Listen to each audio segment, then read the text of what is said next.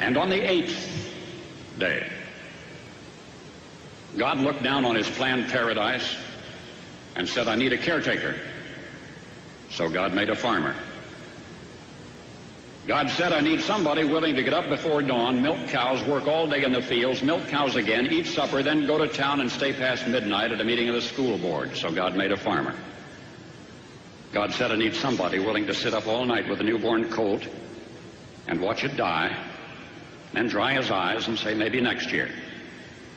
I need somebody who can shape an axe handle from a persimmon sprout, shoe a horse with a hunk of car tire, who can make harness out of hay, wire, feed sacks, and shoe scraps, who planting time and harvest season will finish his 40-hour week by Tuesday noon, and then painin' from tractor back put in another 72 hours. So God made a farmer.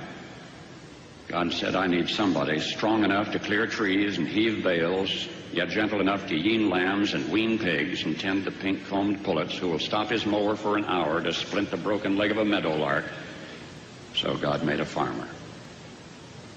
It had to be somebody who'd plow deep and straight and not cut corners, somebody to seed, weed, feed, breed, and rake and disc and plow and plant and tie the fleece and strain the milk, somebody who'd bale a family together with the soft, strong bonds of sharing, who would laugh and then sigh and then reply with smiling eyes when his son says that he wants to spend his life doing what Dad does.